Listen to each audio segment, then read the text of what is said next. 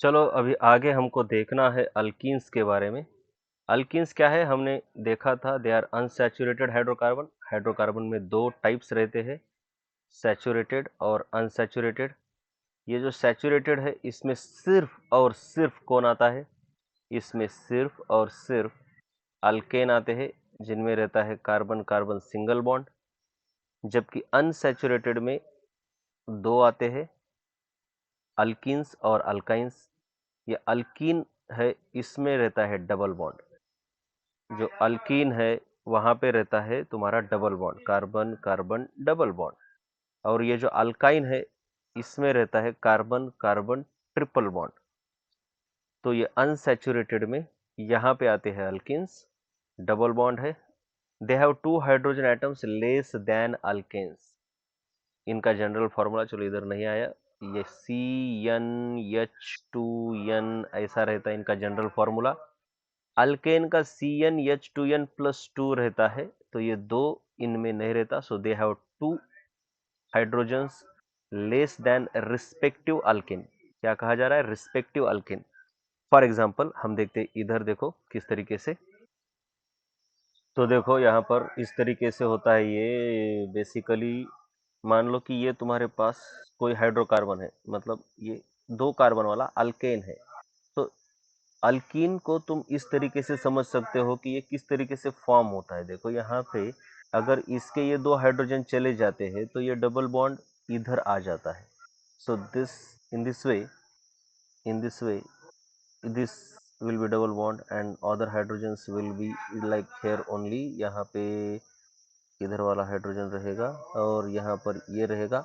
तो सिंपल है, देखिए यहाँ पर 4 हाइड्रोजन है, यहाँ पर 6 हाइड्रोजन है। So this has 2 hydrogens less, alkyne has 2 hydrogens less than respective alkane. कितने भी कार्बन का हो, मान लो अभी 5 कार्बन वाला तुम देखोगे, 5 कार्बन वाला कौन रहता है, इधर पेंटेन रहता है, पेंटेन पेंटेन राइट। तो वही इधर तुम 5 कार्बन वाला देखोगे तो ये पेंटीन होगा, पेंटीन।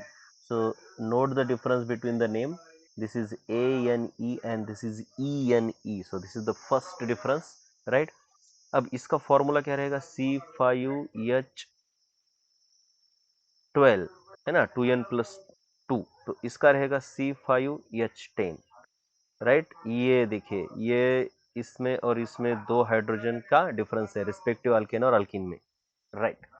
चलो अब आगे देखते हैं, हम आगे देखेंगे अल्कीन के बारे में क्या है हमारे पास अभी।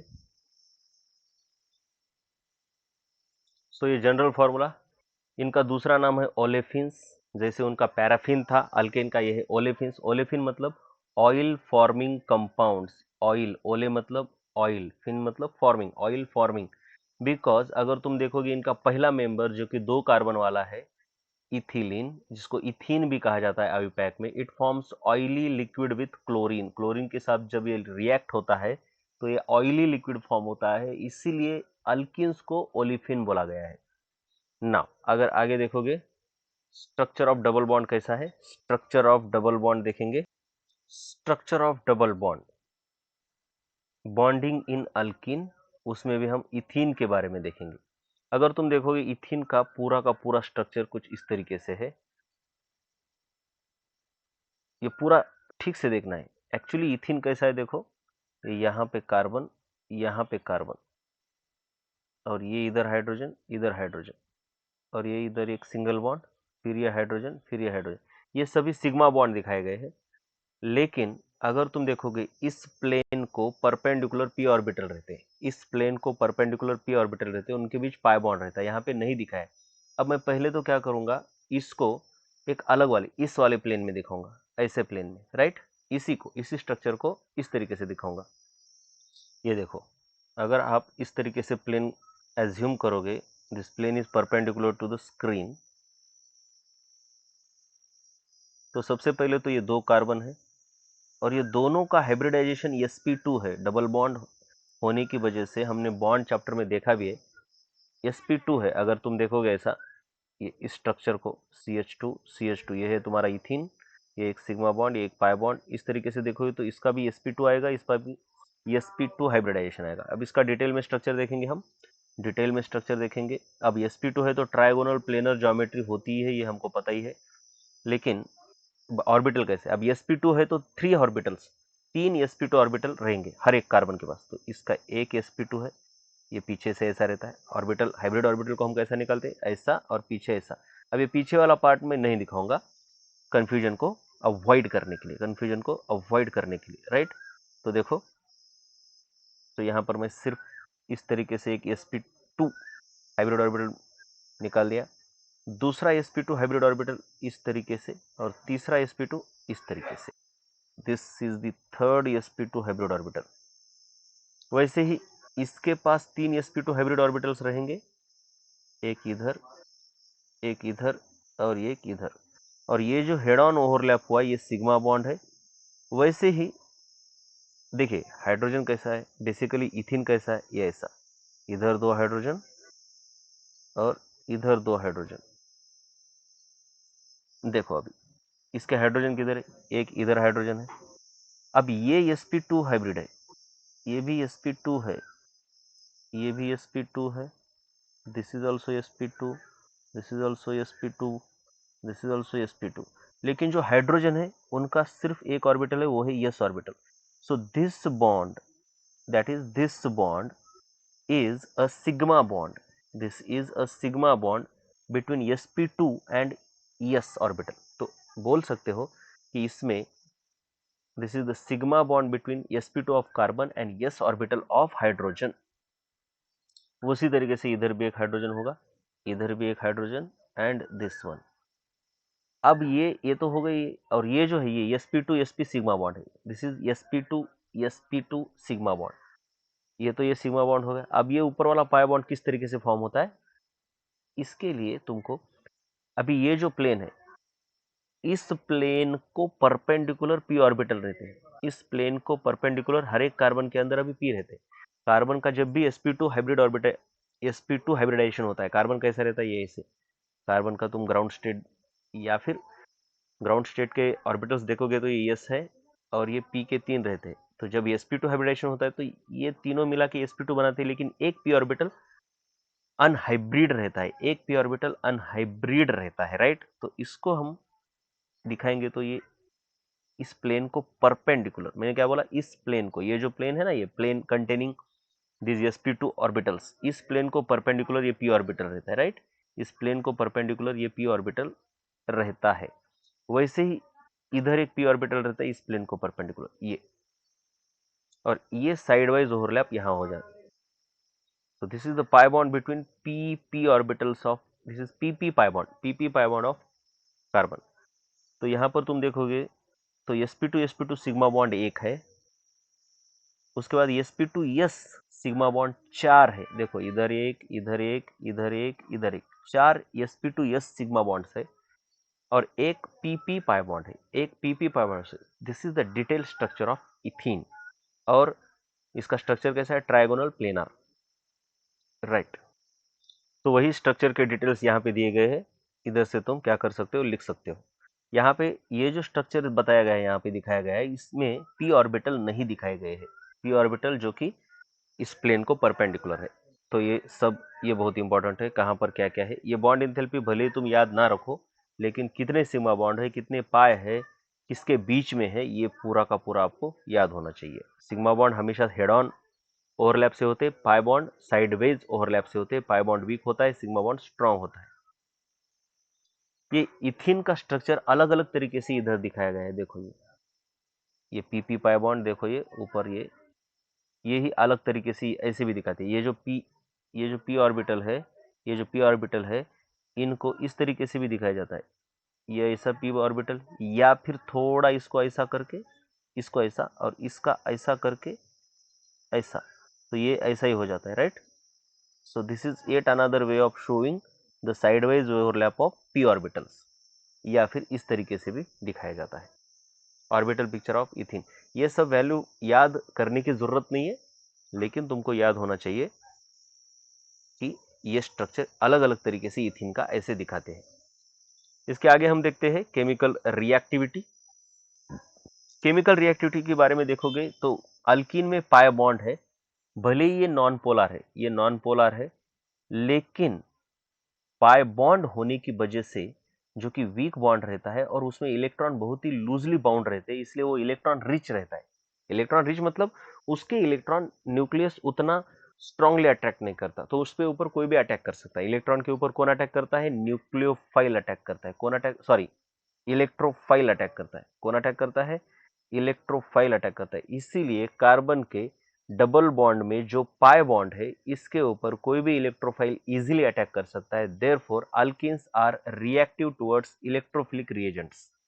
इलेक्ट्रोफिलिक मतलब electron loving, electron seeking, seek मतलब ढूंढना, इलेक्ट्रॉन को ढूंढने वाले जो रिएजेंट है वो इसके ऊपर अटैक करते हैं। अल्केन रिएक्टिव नहीं थे क्योंकि ना तो वो पोलर थे, ना तो उनके अंदर कोई पाई बॉन्ड था।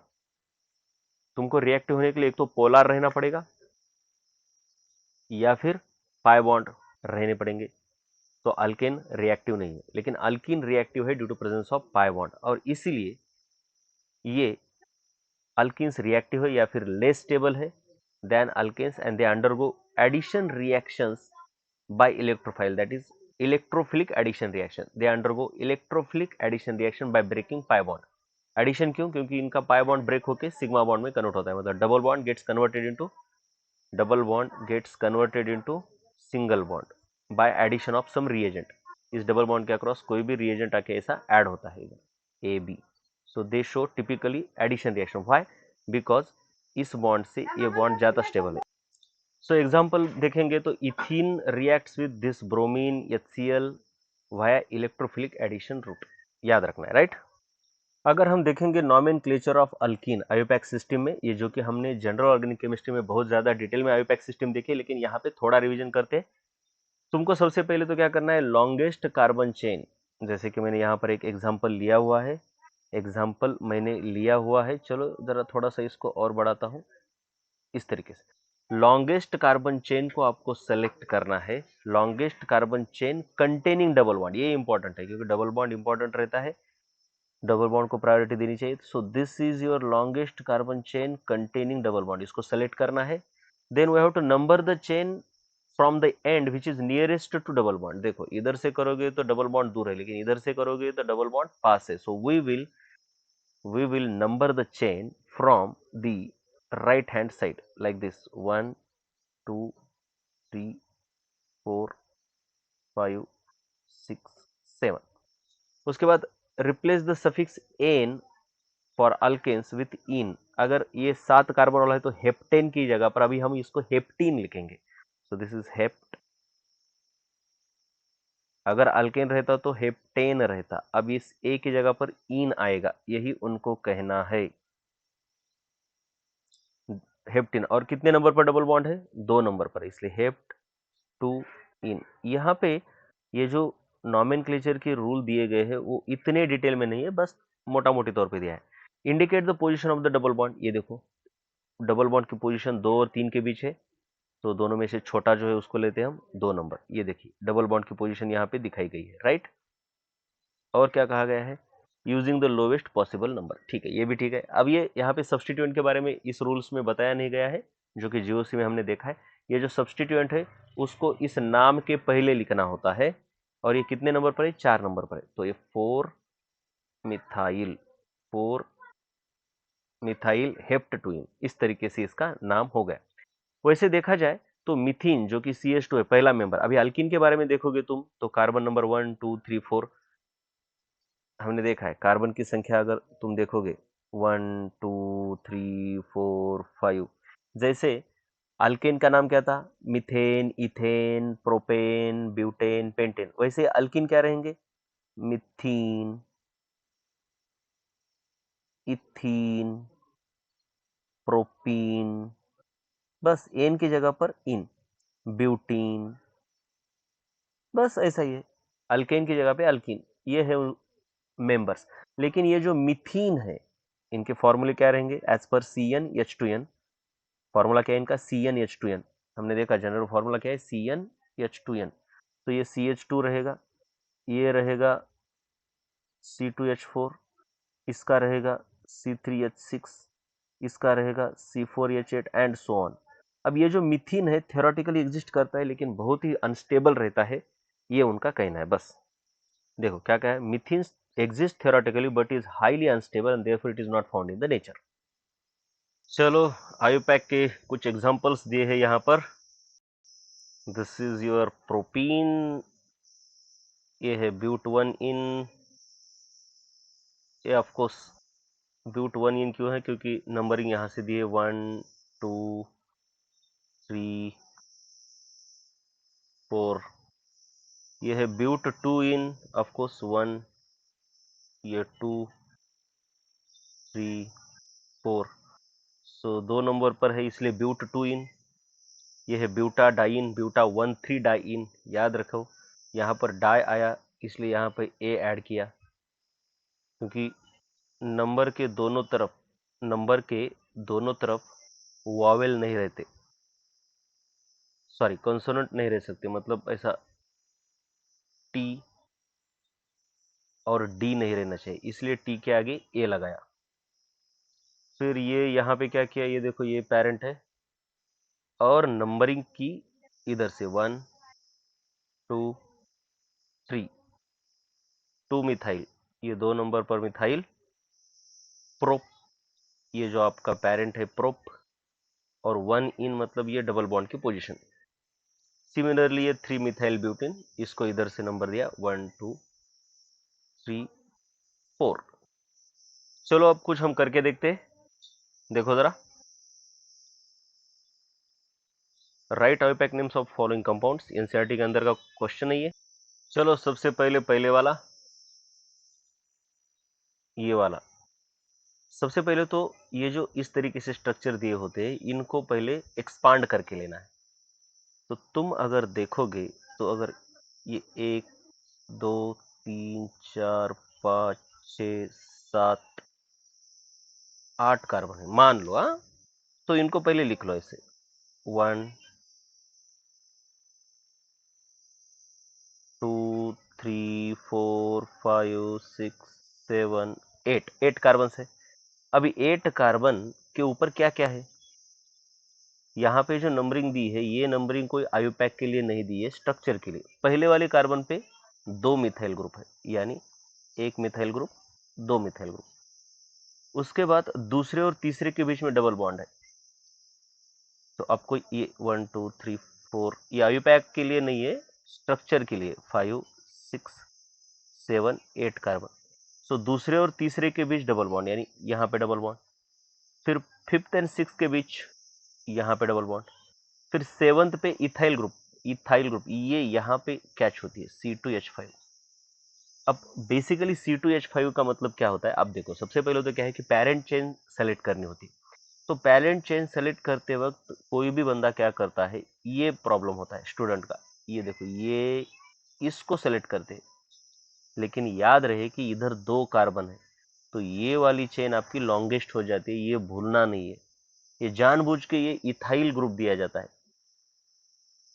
कंफ्यूज करने के लिए. तो सबसे पहले तो हम इसको इथाइल ग्रुप को 2 कार्बन की तरह लिखेंगे कुछ इस तरीके से. ये है इथाइल ग्रुप.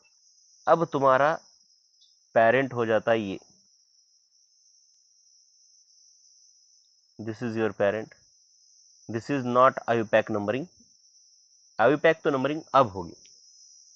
अब आयुपैक नंबरिंग होगी, अब दोनों तरफ से देखेंगे. चलो इसको तो कैंसिल करो, अब ये तो नंबरिंग है ही नहीं, तो इसको हम मिटा देंगे. दिस विल राइट, ये तो स्ट्रक्चर निकालने के लिए थी. अब 2 तरीके हैं, एक तो इधर से दो 1 2 3 4 5 6 7 8 9 10, और इसके उल्टा हम कलर इस्तेमाल करेंगे ये ब्राउन. 1 2 3 4 5 6 7 8 9 10. लेफ्ट साइड से एक नंबरिंग, राइट साइड से अपोजिट साइड में. अब तुम देखोगे तो डबल बॉन्ड को सबसे छोटा सेट कहां से आता है वो देखना है. ब्लू कलर वाले देखोगे लेफ्ट साइड से तो 3,6 आ रहा है. ये 3,6 है ना, ये 3 नंबर पे और 6 नंबर पे डबल बॉन्ड है. अगर तुम ब्राउन कलर की देखोगे तो 4,7 आता है, 4,7. तो सिंपल सी बात है, 4,7 बड़ा सेट है, 4,7 is bigger one, so this is rejected and this is accepted. So blue वाली नंबरिंग करेक्ट है, ब्लू वाली नंबरिंग करेक्ट है. अब ब्लू वाली नंबरिंग के हिसाब से हम नाम देंगे. तो ब्लू वाली नंबर नाम देने के लिए पहले सब्सटीट्यूएंट होता है, नाम के लिए पहले सब्सटीट्यूएंट है, सब्सटीट्यूएंट लिखना पड़ता है, फिर उसके बाद पेरेंट, उसके बाद अल्केन अल्कीन अल्काइन की पोजीशन, उसके बाद फंक्शनल ग्रुप है तो फंक्शनल ग्रुप। अब सब्सटीट्यूएंट दो है, एक है 8th कार्बन पर, दूसरा है 9th कार्बन पर, और दोनों मिथाइल है, इसीलिए 8,9 डाई मिथाइल। पेरेंट कितने कार्बन का है? 10 कार्बन का पेरेंट है ये, तो उसके लिए रूट वर्ड का इस्तेमाल करेंगे हम डिक, डिक, डिकेन, डिकेन वाला डेक, ठीक है। उसके बाद एन तो नहीं लिखेंगे क्योंकि डबल बॉन्ड है, तो एन इज नॉट यूज्ड, इन लिखेंगे, लेकिन कहां पर है?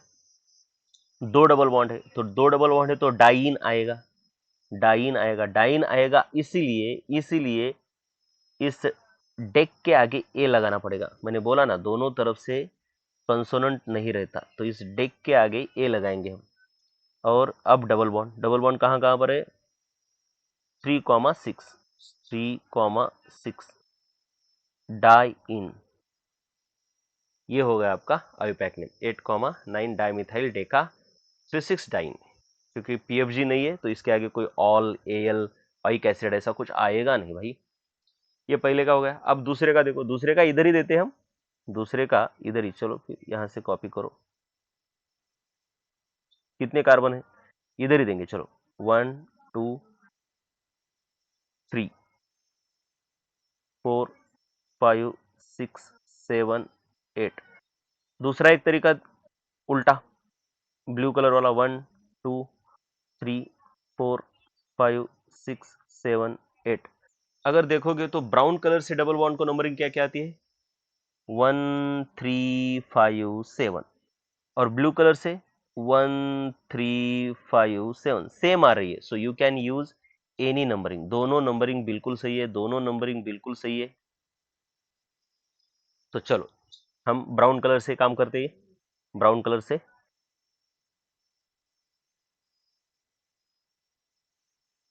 सो सेकंड, तो अब यहाँ पे तो सब्स्टिट्यूट नहीं है, तो सब्स्टिट्यूट वाला पार्ट गायब, directly root word, root word 8 carbon का ऑक्ट, और ऑक्टा लगाना पड़ेगा। ऑक्टा क्यों? क्योंकि ये आगे ऐसा डी की तरह यहाँ पे ट्रा या टेट्रा पेंटा कुछ आएगा, क्योंकि कितने डबल बॉन्ड है? 1 2 3 4, 4 डबल बॉन्ड है। कहाँ कहाँ पर है डबल बॉन्ड? 1 3 5 7, 1,3,5,7, टेट्राइन, 4 है इसलिए टेट्रा इन, और ये टी है इसलिए ये ए लगाया। अगर ये टेट्रा नहीं रहता, डायरेक्ट ई रहता, तो हम ए नहीं लगाते। सो this is your correct name for the second group. अब ये तीसरा वाला देखेंगे हम, फिर से वही करना है। तीसरे वाले को पहले उसका स्ट्रक्चर निकालना है। तीसरा वाला, इसका स्ट्रक्चर पहले निकालो। CH2C मतलब दो कार्बन है ये, और दूसरे कार्बन पर ये ऐसे दो ग्रुप है, कितने कार्बन वाले? 1 2 3 कार्बन वाले। सो सिंपल है 1 2 3, और ये 1 2 3। इसको आप ऐसा भी लिख सकते हो, 1 2 3 ऐसा नीचे लिखने की वजह जगह पे आप ऐसा भी लिख सकते हो 1 2 3। इसको काट दो। अब देखो ये है ना, ये यहाँ पे ट्वाइस लगा, इसलिए इधर ये ट्वाइस, ये दो बार, ये दो बार। प्रोपाइल ग्रुप दो बार लिखा मैंने, प्रोपाइल ग्रुप दो बार लिखा। अब इसका पेरेंट, पेरेंट तो दोनों भी वही, ये भी चलेगा ये भी चलेगा, नो प्रॉब्लम। चलो अब नंबरिंग, ऑफ कोर्स नंबरिंग उस साइड से देनी है जिससे कम से कम नंबर आए डबल बॉन्ड को। पहली प्रायोरिटी फंक्शनल ग्रुप को, जो कि यहाँ पे नहीं है, फिर डबल बॉन्ड यानी मल्टीपल बॉन्ड, उसके बाद डबल बॉन्ड, या फिर तुम ऐसा याद रख सकते हो फंक्शनल ग्रुप डबल बॉन्ड उसके बाद ट्रिपल बॉन्ड, ऐसा रहता है। तो डबल बॉन्ड के हिसाब से इधर से नंबरिंग होगी 1 2 3 4 5। अब नाम लिखते वक्त क्या होता है कि सबसे पहले सब्स्टिट्यूएंट लिखना होता है, तो सब्स्टिट्यूएंट है प्रोपाइल, वो भी है 2 नंबर पे कार्बन पर। सो 2 प्रोपाइल 2 नंबर वाले कार्बन पर है, इसलिए 2 प्रोपाइल। रूट वर्ड पेरेंट में कितने कार्बन है? 5 कार्बन है, ये देखो 5 कार्बन है, तो पेंट आएगा, पेंट। अब यहां पर ए नहीं लगाएंगे हम, बाय डिफॉल्ट ए नहीं लगाते हम, कब लगाते हैं, जब नंबर के उस तरफ भी कॉन्सोनेंट आता है तो। पेंट एक नंबर पर ही है, सो 1 इन। देखो इधर वॉवेल है इसलिए इधर ये लगाने की जरूरत नहीं, मतलब लगाते ही नहीं है। अगर इधर ऐसा डाइन ट्राइन टेट्राइन ऐसा कुछ आता तो हम ए लगाते। सो this is your correct name. इसके बाद ये चौथा वाला देखेंगे हम। स्ट्रक्चर अलग दिया है तो पहले स्ट्रक्चर को एक्सपांड करके लेना है, पहले स्ट्रक्चर को एक्सपांड करके लेना है। तो यहाँ पे देखोगे इसको कुछ एक्सपांड करने की जरूरत नहीं है, बस इधर जरा आराम से देखना पड़ेगा। सबसे longest chain containing double bond कौन सी है, तो ऊपर जाना पड़ेगा ऐसा, फिर ये नीचे, फिर इधर। अब इसके आगे किधर, सीधा चलो, no problem. So this is your parent, ये है तुम्हारा पेरेंट। चलो इसको नंबरिंग देंगे हम ग्रीन कलर से। अब नंबरिंग के लिए डबल बॉन्ड को प्रायोरिटी दो, 1 2 3 4। लेफ्ट साइड से देखेंगे 1 2 3 4 5 6, तो राइट साइड से डबल बॉन्ड को कम नंबर आ रहा है इसलिए हम राइट साइड से नंबरिंग देंगे, हम राइट साइड से नंबरिंग देंगे। 1 2 3 4 5 6 7 8 9 10। अब नाम लिखना है।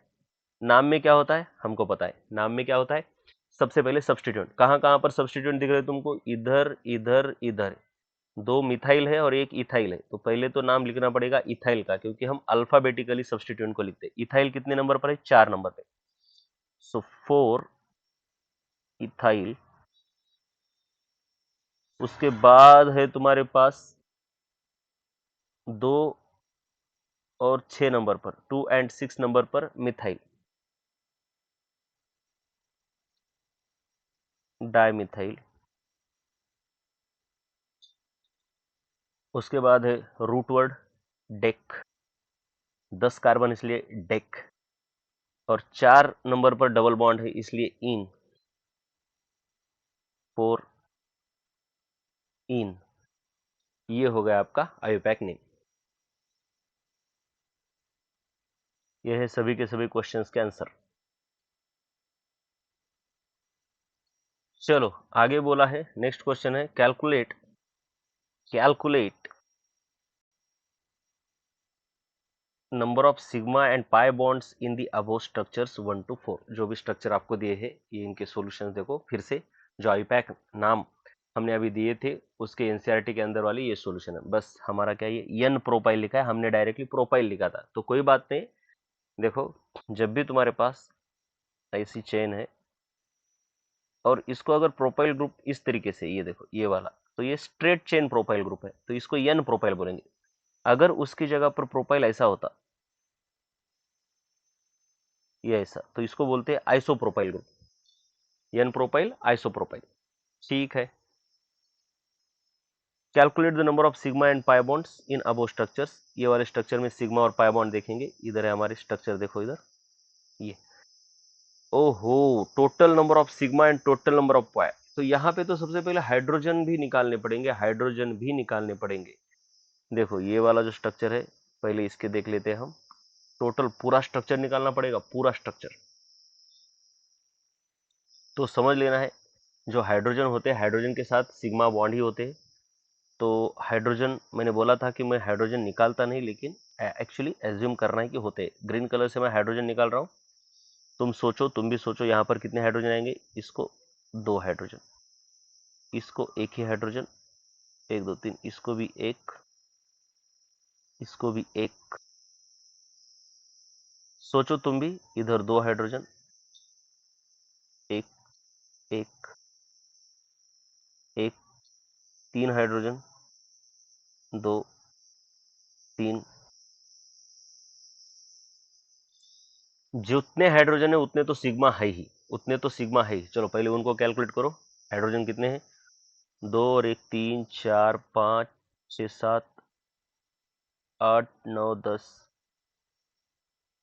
11 12 13 14 15 16 17 18, 18 हाइड्रोजन। सिग्मा बॉन्ड कितने हुए, 18। और एक्स्ट्रा सिग्मा बॉन्ड होते हैं, ये तो हाइड्रोजन वाले हो गए। और कार्बन कार्बन के बीच एक सिग्मा बॉन्ड होता है, अरे इधर रह गए, इधर भी 3 हाइड्रोजन रह गए, तो 18 नहीं 21 हो गए।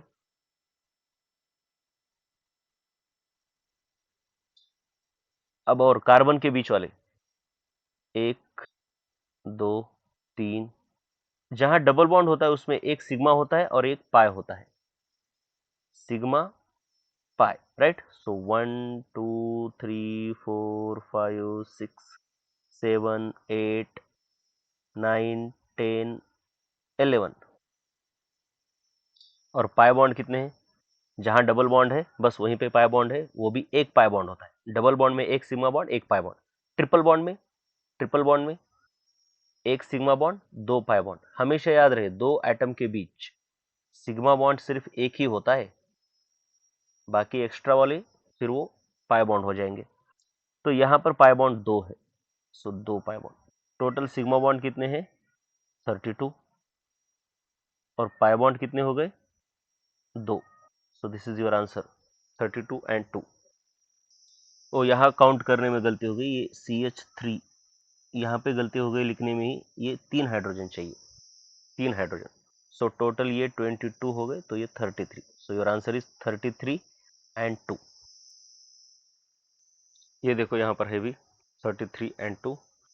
चलो अब और दूसरा देखते हैं। चलो इसको देखेंगे, इस वाले को स्ट्रक्चर निकालता हूं मैं। ये तो बॉन्ड लाइन नोटेशन है, बॉन्ड लाइन नोटेशन है, उसको पहले हम कन्वर्ट करेंगे किसमें, सिंपल वाले स्ट्रक्चर में। तो 8 कार्बन निकालने होंगे, 1 2 3 4 5 6 7 8। फिर डबल बॉन्ड कितने हैं, कहाँ कहाँ पर है, अल्टरनेट डबल बॉन्ड दिख रहे हैं, अल्टरनेट डबल बॉन्ड है, अल्टरनेट डबल बॉन्ड पहले पे तीसरे पे, मतलब इधर इधर इधर इधर, ये है अल्टरनेट डबल बॉन्ड। अब रिक्वायर्ड नंबर ऑफ हाइड्रोजन लगा दो, रिक्वायर्ड नंबर ऑफ हाइड्रोजन लगा दो। तो इसको चाहिए 2। अब तुम भी सोचो, इसको एक एक एक एक, इधर कितने भाई, एक, हाँ सभी तरफ एक ही हाइड्रोजन है, राइट। बस लास्ट वाले में 2। तो हाइड्रोजन के सिग्मा बॉन्ड, क्योंकि ये हाइड्रोजन कैसा होता है, ये देखो इधर अगर देखोगे तो ये एक ही बॉन्ड होता है, इसलिए सिग्मा बॉन्ड ही होता है, हाइड्रोजन के साथ बॉन्ड सिग्मा ही होता है। तो टोटल सिग्मा बॉन्ड कितने हो गए, हाइड्रोजन वाले 2 और 1 3 4 5 6 7 8 9 10 10, प्लस कार्बन के बीच वाले 1 2, मैंने बोला जिधर डबल बॉन्ड है उसमें एक सिग्मा एक पाई, एक सिग्मा एक पाई, और एक अकेला एक ही बॉन्ड है तो वो तो सिग्मा ही रहता है। पहला बॉन्ड, दो एटम के बीच एक बॉन्ड है तो वो सिग्मा रहेगा, अगर डबल बॉन्ड है तो एक सिग्मा रहेगा दूसरा पाई रहेगा, और अगर ट्रिपल बॉन्ड है, ट्रिपल बॉन्ड है तो एक सिग्मा रहेगा और दो पाई रहेंगे, दो पाई, राइट। इस सिग्मा, तो सिग्मा वाले सब थोड़ी निकालूंगा मैं, ये पाई इधर सिग्मा, ये पाई इधर सिग्मा, और बाकी तो सिग्मा ही है, ये तो सिग्मा ही है। तो सिग्मा कितने हैं, ये कार्बन कार्बन वाले 1 2 3 4 5 6 7। सो टोटल सिग्मा हो गए 17। पाई बॉन्ड कितने दिख रहे हैं तुमको, जितने डबल बॉन्ड है उतने ही पाई बॉन्ड, 1 2 3 4। सो 4,17। ये देखो ये 4 और ये, अरे 17 है, 7 क्यों लिख दिया यहाँ पे, 17 होनी चाहिए, ठीक है। यहाँ पे गलती से शायद कार्बन हाइड्रोजन वाले सिग्मा बॉन्ड इन्होंने काउंट नहीं किए, गलती है, इनकी गलती है, ये आंसर गलत है, 17 ही होनी चाहिए, राइट। तो इसी तरीके से आगे वाले भी निकालो, आगे वाले जो स्ट्रक्चर हमने निकाले थे वो स्ट्रक्चर को देखो और आप कर सकते हो, बहुत ही आसान है, कोई बहुत बड़ी बात नहीं है, रिपीटेड क्वेश्चन है इसलिए मैं नहीं कर रहा।